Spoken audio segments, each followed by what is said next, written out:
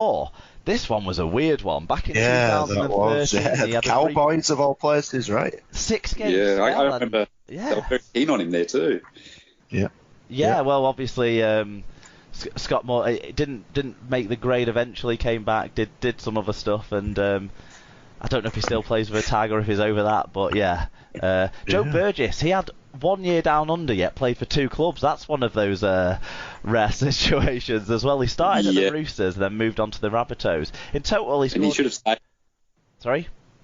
I think Burgess should have stayed. Like, by the end of his stay, the South fans were on his side. He'd won the South fans over. He was really having a good end of that season. You know, another year, and he's probably the first English back to have had an impact for a long time in the NRL. So, well, he scored 7 tries in 13 games, which is a reasonable record in the NRL, especially for someone who's obviously not getting a great crack at the first club. And I think you're right with what you're saying. And do you know what? I think if he hadn't have already been unsettled enough to start having some conversations with Chris Vadlinski when things weren't going right at the Roosters, I think he'd agreed to come back to Wigan before there was a conversation with the Rabbitohs to see if they could give him a nicer spell to end his time there, sort of thing. They had a few injury issues out wide, didn't they? So it helped them with their squad and stuff. But I think he'd already agreed to come back to Wigan, so that NRL itch is still there with him, but I don't know if he's performing well enough, regularly enough now to get that crack again. Joe Ward, 17 games in 2017 for the Knights. He scored 4 tries. He played off the bench most of the time, if I remember rightly. I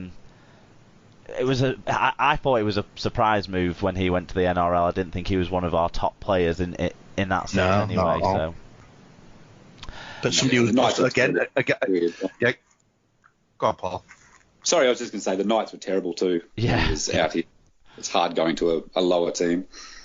And a guy who came out here who was busted already, you know. He's a guy he just plays that game at such a level, right on the edge with his bodies, you know. And so again, for me, it's about being able to cope with the rigours of the game out here. You know? His best attribute was probably effort, and you needed a little bit more. Yeah, maybe. Mark Flanagan, he actually played 27 games and 2 tries in a 2-season spell with the Tigers right back at the start of the decade, 2010 and 2011. That's so far back in time that I barely remember it. But he had a decent spell. Now, the one player we're probably going to spend a couple of minutes talking about from this list that hasn't come up yet is Sam Tompkins. I thought you were going to be Jordan. I thought we were going to be Jordan Tansey. I think Jordan Tansey played in the decade before, so that's why. Just before 2009 was it? Yeah, I was wondering why Tansey didn't make it. Go on, I'll let you go on your. Get on your Tompkins rant. Let's 37 games and 14 tries in his 2-year spell, 2014 and 2015 at the New Zealand Warriors. Well, go on, Rich. I know you want to twist the knife in on Sam Tompkins. So let's get this out of the way. Look, this is. I don't think Tompkins was incredibly terrible when he played in the NRL. I think me and you had debates about this at the time, and his stats were pretty good. Unfortunately, some of his efforts visually on the pitch looked like somebody at times who was just out of his depth a little bit. There were just some defensive efforts where he just absolutely just got rolled over by people, and that's never a great look. And those kind of things stand out and allow your own fans and other teams' fans to get on top of you. I think the main point I made to you at the time, mate, was that Tompkins was on big money. Yeah. He was on really good money. It was a big story transfer as well, wasn't it? It was. But at the same time, you had people like Tedesco coming through. You had, and I forget now, some other fullbacks. I think maybe Tuivasa-Sheck was a kid at that time as well. So what you had was you had these people like Tedesco who could literally just break tackles, go the length of the field, and he was quicker then than he was now, which was unfortunately a downfall to his injuries.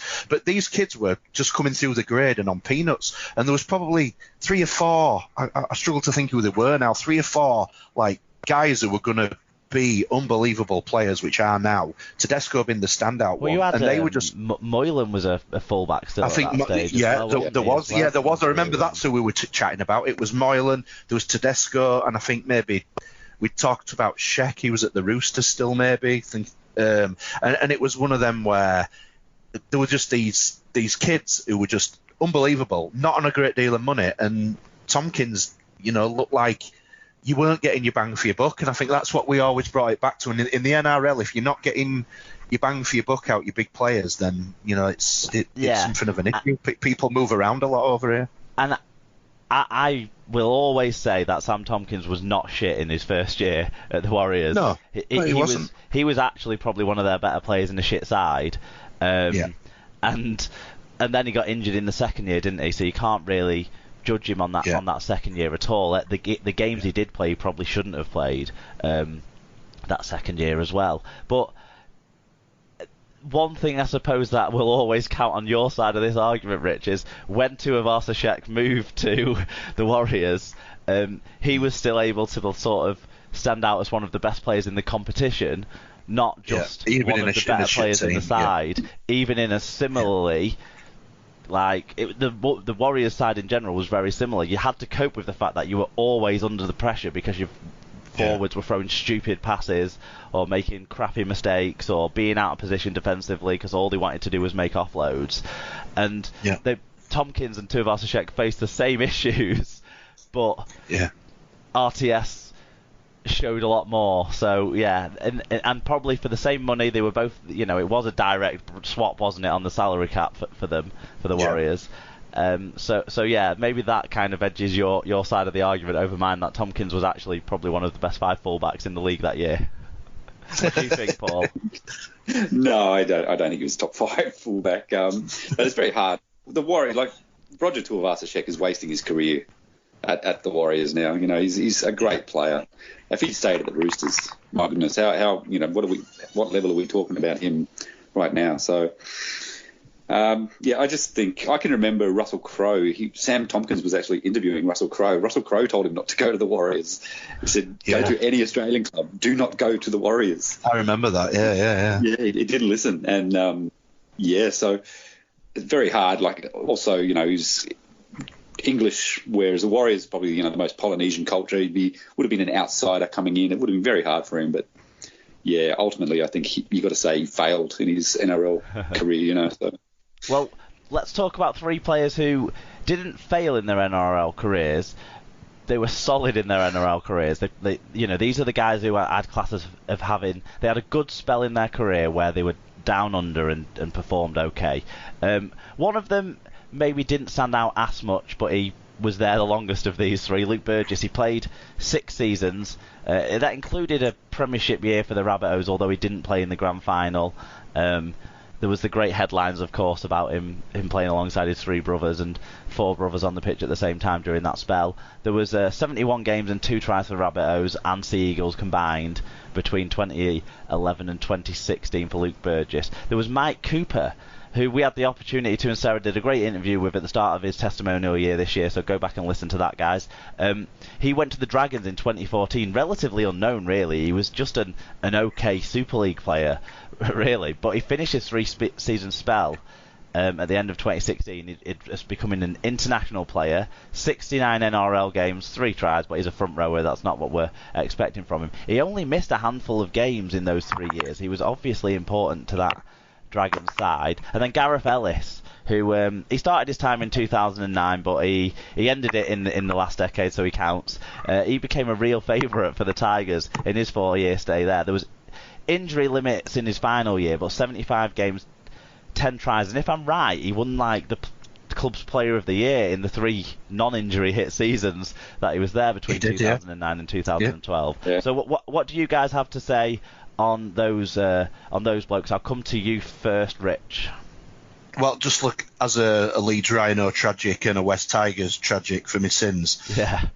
Ellis, was absolutely instrumental in that team, and the test of it is that the great players in and around that club all absolutely professed how integral he was to that team, to the training ethic. A guy whose body was in absolute nick, and the rigours of that competition he could handle, and was an enforcer in that competition, but still had that fitness and that power that he had and the speed. So he kind of played as an edge back row and scored a few tries, and 10 tries for a back rower in 75 games isn't a bad turnover for an NRL player. And probably if we dug deeper into the stats, it'd have an absolute shit ton of line break assists, because I can remember those offloads that he still could consistently get away in the NRL. Absolutely. That he used to deliver in Super League as well. Maybe a lot more of them were inside offloads rather than outside offloads, but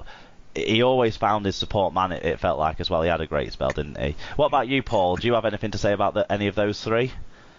Gareth Ellis, obviously a standout. You ask any Tigers fan, they revere him. They love Absolutely. Gareth Ellis. They're up there. He's probably just behind Robbie Farah and Benji Marshall. You talk about West Tigers, just West Tigers. Yeah. He's definitely on their West Tigers Mount Rushmore. To be honest, he's the best line runner I've ever seen, Gareth Ellis. He just runs beautiful lines. Yeah, I mean, that's because obviously Liam Farrell's not played in the NRL, but... He's too small, mate. Too small, correct. A joke. Yeah. Luke Burgess, he was solid. He was a solid player. And Mike Cooper, he's great club. Every club needs him, Dependable. Never made mistakes. Never lets you down, you're right, dependable. Never, exactly. ever. Yeah. There was very little difference between his good game and his bad game, He was just, you knew what you were going to get out of him every week. So okay, let's move on. Gareth Ellis, outstanding. Let's move on to the guys who made their career in the NRL. Really, there's 3 British players who started their professional careers in the NRL. A couple of them have now just started to dip the toe into Super League. But we'll start with Jack Reed. He's scored more NRL tries than any other Englishman. 49 in his 128 games during his 7 years Broncos career before injury ended that career. I mean, he must have been the most ginger man in Queensland, and that couldn't have been a healthy way to live, so no wonder injury struck him down. George Burgess, he left Australia after 8 seasons for the Rabbitohs, 149 games, 13 tries. He was the Rookie of the Year in 2013 and of course won that 2014 Grand Final. And Gareth Widdop, he's come home but never played in Super League before. He played 195 games for the Storm and the Dragons in a 10-season NRL career. He won the 2012 Grand Final for the Storm. He was 5'8" for the year in 2017 when he was at the Dragons. So I'll come to you first this time, Paul, on those 3. What particularly stood out to you about any of those sort of NRL career men? Look, George Burgess, I've got a bit of a soft spot for the Rabbitohs. They were kicked out of the NRL like my North Sydney Bears, so I've always had a bit of a soft spot. At least they had the guts to fight. At least they came back. But anyway, so I always had a bit of a soft spot for the Bunnies. So George Burgess, in that grand final, he was the rightful Clive Churchill medalist. I don't know why they gave it to Sam. George Burgess in that game was immense. Storylines, isn't it? Fractured cheekbones and stuff like that. Sentimentality. Yeah, he was a narrative player, wasn't he? Gareth Widdop, class. I've just on my notes here, I've just been class. I think he's a better fullback than he is a half, though. So, and I thought we've seen that at the 2017 World Cup when he switched to fullback. I thought he played better. Jack Reed, I just think he was just average NRL player. He wasn't anything like the other 2, though. He's just a defensive centre, wasn't he? And he was just, I think he was maybe defended next to maybe Lockyer for a period of time. And the one thing you needed for Lockyer was a defensive centre just to help him out, So I think Reed kind of played that role. He's kind of in that category of fairly dependable. Very few superb highlight reel moments, but lots of times where you think he's done the right thing there. And that's what got him to play all those games before he got injured. And of course, he got to he was in that Broncos side that got to the grand final, wasn't he? That was beat by the Cowboys. So I think he scored the try in that grand final. Yeah, exactly. Yeah, he did. There you go. Yeah. So yeah, he had a very strong career as well. We sort of sorry, Rich. Did you have anything to add on those 3? Oh no, I think you covered it off there. I think again, I love to ramp on about how tough the competition is, and that's why I love it. And I think we're seeing now that George Burgess has come away from the NRL. I think because they kept telling him his body were busted, and that's why Tom, who came on a little bit later, is now still having a good go. But you know, if the rookie of the year at such a young age can kind of catch up with you, and I think Widdup was awesome. You know, to come through the storm and be